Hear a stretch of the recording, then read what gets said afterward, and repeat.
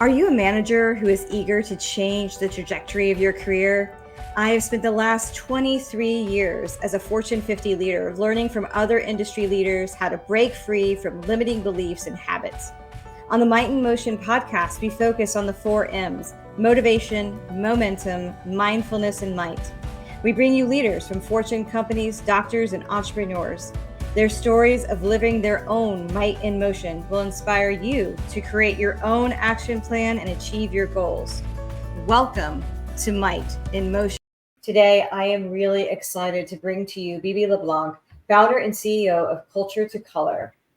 Bibi LeBlanc is an international speaker, entrepreneur, and world traveler with a passion for storytelling and creating community. Born and raised in West Berlin during the Cold War, she received her education in business administration before embarking on a career as a flight attendant. She fell in love with the sport of skydiving and moved to the skydiving capital of the world in Florida, where she raised her 3 sons. As the founder and CEO of Culture to Color, she uses her experiences to create explainer coloring books as marketing tools for businesses, organizations, and destinations, bringing the beauty and diversity of the world to new audiences. She is a #1 Amazon bestseller and has won numerous book awards. With her camera as her loyal companion, Bibi travels the world seeking out new people and cultures, always eager to hear their stories and create connections, adding color to the world one story at a time. Bibi, I am really thrilled to get to speak to you again today and share your story with the Might in Motion listening audience. Thank you so much for coming. Thank you, Mariana. Thank you. Thank you for having me. You have had this really amazing life journey from Berlin to the USA. We talked earlier that it's a 35-year anniversary since the fall of the Berlin Wall. You've seen so much from different sides. And I'd love for you to just take everybody on a really quick view of how you ended up from where you were born to jumping out of airplanes for fun in Florida. Okay. In a nutshell, okay, so I was born in the early 60s in the American sector of West Berlin. And, people always get this funny look. They're like, what does that even mean? But Berlin at the time and Germany were divided into 4 zones of occupation. And so I was born in the American zone of West Berlin and inside a wall, basically. And so Berlin was surrounded by a wall. We had family in East Berlin and we could visit them, but they could never come visit us. And it was always scary visiting them, going through the checkpoints and, knowing my dad would always smuggle something over made it even scarier. And because we weren't allowed to bring much, we could bring some clothing, maybe jeans. They would love getting jeans and some food, but anything other than that we couldn't bring. And so that was a very interesting time. And in Berlin, we were enclosed by the wall, really, and traveling was difficult. We had to travel. We could go by airplane, but very few people could afford to fly back then. So we could take a car or the train. And so you had to go through different checkpoints to drive through East Germany to even leave. So my goal in life was to leave Berlin as soon as I could. Like as a teenager, I wanted to leave. And so then right out of high school, just before I finished high school, I met a guy and fell in love. And that's a story for another day, really. But I moved, as soon as I finished high school, I moved to West Germany and then went through trying to think of the order of things. So I went through business admin training in a company there. And the schooling in Germany is a little bit different. Not everybody goes to college. You do like trade school or apprenticeships for 2 or 3 years to learn a lot of jobs. Like if you want to be a nurse, you work in a hospital from day one. They teach you. And you have school either once or twice a week or in blocks of time. So that's a little different than it is here. So I went through business admin training there, but I wanted to travel more. And so I got the opportunity to be an au pair in California through, a friend meeting another friend. You know how that works. Now I know so much better how to harness that, the power of networking and connecting with people, Yeah. And so, but back then I got the opportunity to be an au pair in California, and really loved my time there, and improved my English, and I was very shy growing up, but in that company where I worked, and then as an au pair, I realized that I really enjoy meeting people and hearing their stories, and hearing what they do and why they do it, those kinds of things, and became more outgoing, I guess is the word, less shy. So in that time as an au pair, I made my first skydive, since you asked me about that. And I just wanted to do it once, just to see if I had the guts to do it, And so that was fun.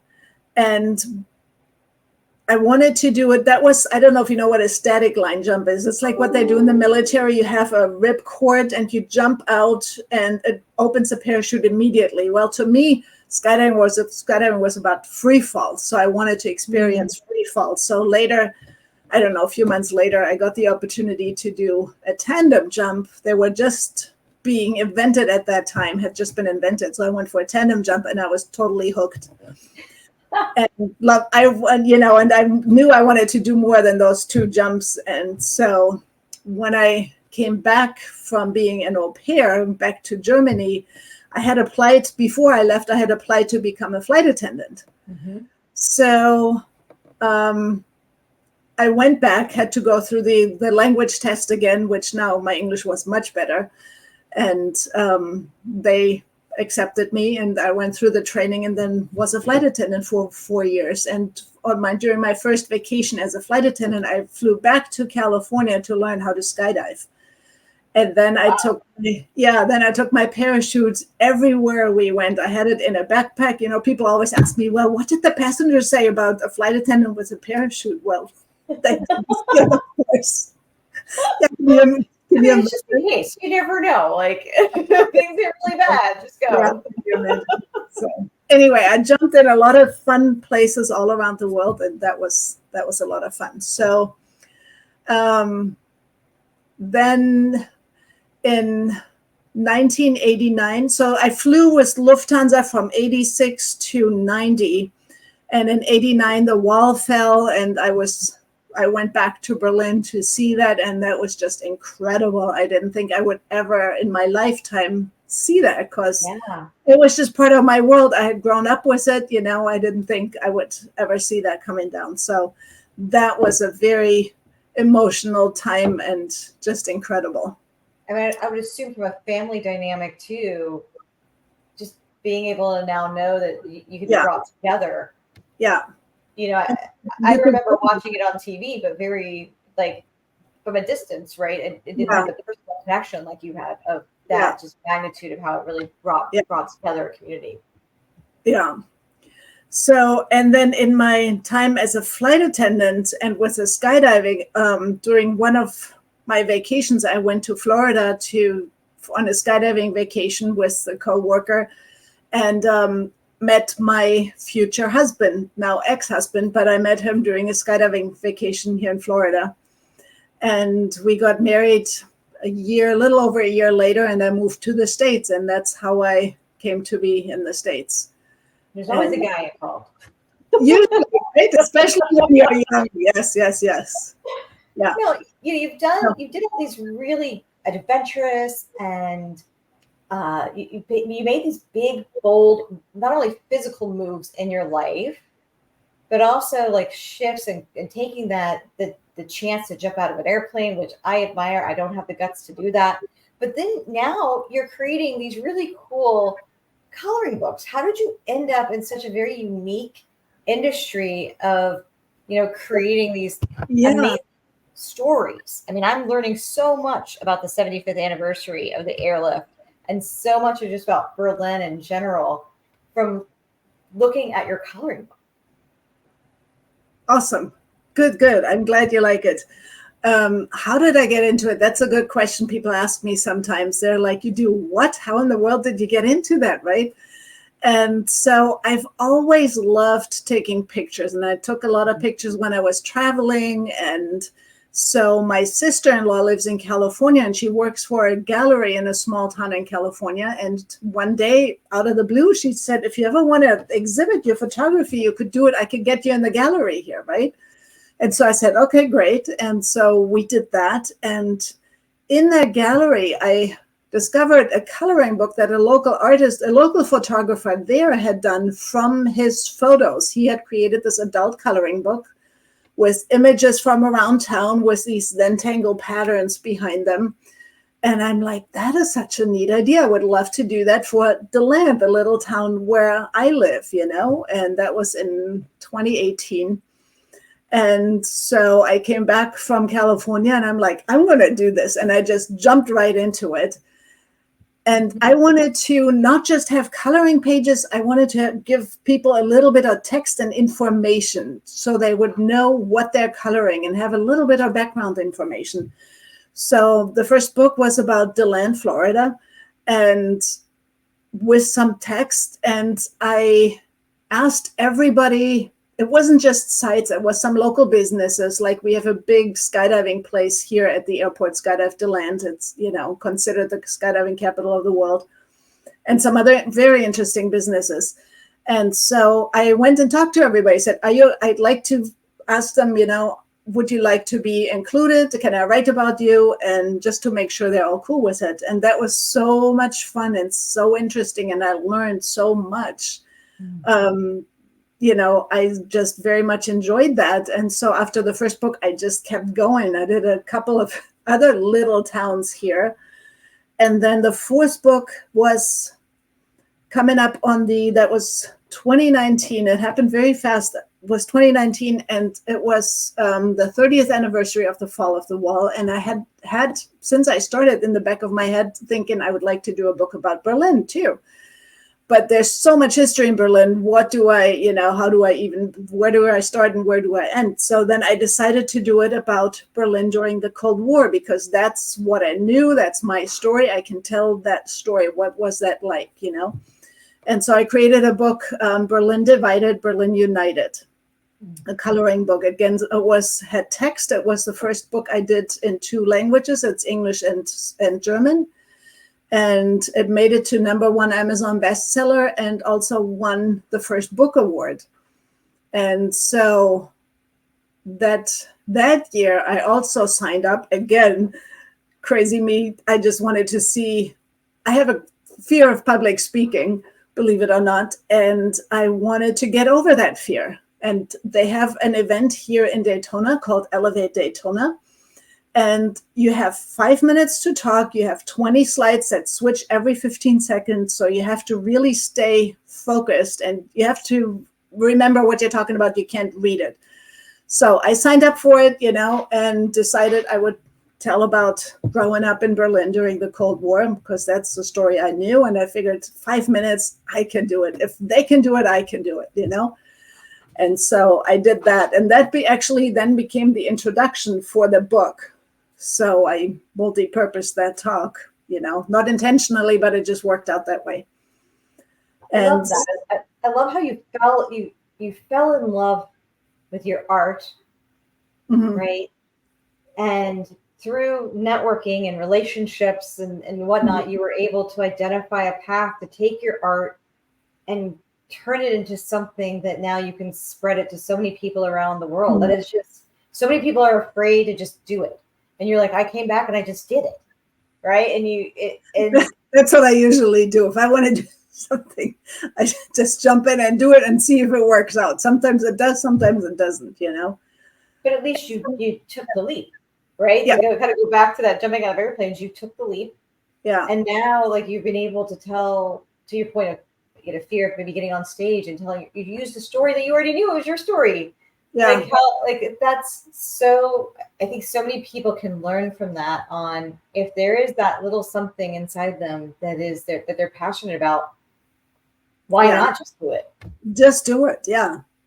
And I'm telling you, I'm finding that going outside my comfort zone, magic happens when I do that. like with the skydiving, if I hadn't made that first jump, I would not have later met my husband and moved to the US, and had raised a family here and, still be here. And same with the speaking. It's opened so many doors. You talked to your mom. She just saw me in Georgia and I talked for almost 50 minutes, Yeah. And amazing. Yeah. So I'm still not quite comfortable doing it, but I'm working on it. So.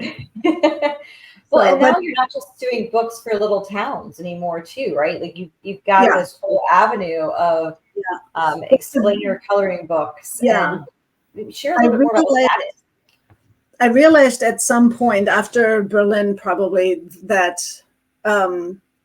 creating books and trying to sell them is a difficult road to go. It's a hard way to make money because unless you sell millions of copies on books, it's not easy to make money creating and selling books, because you sell something on Amazon, that with your book, I'm sure. Mm-hmm. Yeah. You get, you sell something for $15, you get maybe $1 as an author, right. And that shocks a lot of people when I tell them that. So I realized that, and then had a project that came kind of out of COVID. I created a book, Endangered Animals of North America. And I had friends and local businesses sponsor animals in the book. So they paid for the pages and then I gave them credit in the book. This is what the book looks like. It's, again, it's bilingual. It's English and Spanish. And so you have descriptions in here in English and Spanish, and then you have names under the animals. Yes. So this way I offset the cost of the book. I love that idea. That's brilliant. Yeah. So, and then my hope was to get it into, every aquarium, every zoo. Again, I found out very challenging to do that, very difficult to get in there. So then the next thing was somebody, again, through a friend of a friend, reached out to me from San Francisco, Chinatown. There's a nonprofit organization. They do a lot of good in Chinatown there. And they asked me again during COVID to create a book for them and about them. They wanted to bring positive publicity back to Chinatown, because it was a difficult time. And so they paid me up front to create San Francisco, Chinatown. And so when that happened, I'm like, oh my gosh, this is a much better business model. I can do this. I can do this for any business who wants something like that, So that's what we do now. We have, explainer, we call them explainer coloring books. One of the challenges I'll tell you is when I say coloring books to people, they think kids automatically. A lot of people don't realize that adult coloring is a huge movement. Yes. Just go on Facebook and Google or look for adult coloring groups, It's amazing the art people produce. So then we started making smaller books, more affordable than the big one. Oh, this doesn't pop up. So, and this lady, she does hair. Yes. And wanted to have something for her customers and explain different concepts, hence the word explainer coloring books. Yes. So with images and explanation. So cool. And then in the back, you have an About Us page. You have contact information with a QR code that can go any place you like it. We talk about the benefits of coloring because there are many, And then we have the back cover. These are some of her customers. And so she uses that for her marketing. That's awesome. So, yeah. Like you mentioned, and a lot of people that listen to this podcast are in more of that corporate space. Mm-hmm. And they learn so much from entrepreneurs. Mm-hmm. Number one, like you mentioned, you just do it. If you've got an idea, go take that risk, right? But the other thing that's a common thread about your story that you've been sharing is this whole connectivity of networking, either intentionally or unintentionally, and that you want to create those connections. You talk about your stories and creating connections globally. Mm-hmm. How important has that been to you to get you where you are now, to create those relationships with others? Very important. Really, it's all about people and how we relate to each other, how we can help each other. And, a lot of times when you tell somebody something that's on your bucket list, they'll jump to attention and want to help you more than they'll do it ever for themselves, and that's an interesting phenomenon, but it's all about connections and having a community and having a good team when you're creating these things. Like, I don't create the art in the books. I have graphic designers I work with, I go and talk to people and see what they want to show in their books and what is it they want to highlight, what's important to them, and then I relay that information to the designers and say, this is what we want to capture. And then I do the writing, it's all about relations. Yeah. And they can show up in so many different ways. Yeah. Right. If you're open, it's amazing who you end up connecting with. Yeah. Which is at the same time, it's important to have good people around you, get rid of toxic relationships. Yeah. It's be mindful. You talk about mindfulness. That's one thing definitely to be mindful about, is who you surround yourself with. It has a huge impact. Do you have a litmus test or something that you tune into to help you identify this person is probably not going to be one that's going to be a positive? I couldn't tell you like steps 1, 2, and 3. I think really for me, it's mostly a gut reaction to somebody. Yeah. Like, we were just interviewing people to expand our team here in the office, and we had set up, they're all in the Philippines, and we had set up 7 interviews. And the first reaction is always like, oh, I love her energy. She can get excited about stuff. She's fun. Or, oh my gosh, this guy is, had taken sleeping pills before this interview or something. It's a lot about the energy somebody comes across with. And it's really mostly a gut reaction. Yeah, I'm going to have to align really on that with you. And I don't know if that's a male versus female thing, but usually that initial gut reaction, once you start tuning into it, is very powerful. The other thing that I personally leverage as well is, how do I feel after an interaction? Yeah. Do I feel elevated or do I feel drained? Yeah. Every once in a while, I get it. Like, people have bad days, right? But if on the regular, you come away lower than when you walked in, that's a telltale sign that maybe that's not that interaction you want on a regular basis. Yeah. That's something I realized, I think, still in high school. Some people really give you energy, and you both walk away with it from it elevated, and other people totally drain your energy. Yeah. And, it's very interesting. Now, as you look ahead, and you mentioned earlier, if you have this bucket list and you say something on this bucket list, it's crazy how other people want to rally around you to help you get that. So as you look ahead for the next 5 years, what's on your list that you would love to have happen that you can go back and be like, wow, I just accomplished this, in the 5 years from now? That's a good question. I would like to, and this will probably sound crazy to the people that know me, I'd like to travel more. I travel quite a bit. I'd like to get my business to the point where more of it runs by itself, so I don't have to work in it all day, every day. Yeah. And just, give people direction and travel more. I'd love to live in a place for a month and just really immerse myself, and learn the language. I'd still like to be fluent in French and in Spanish. And, I have very basic skills, but I'd like to be fluent, and, that would be, and that just spend 3 or 4 months out of the year in different places, not all in one chunk, but in different places. Right. And just really immerse myself. And, I love sitting at some local coffee shop and just watching people and having coffee and, just chilling that way and enjoying the impressions. And That I think is a really cool vision for yourself over the next 5 years.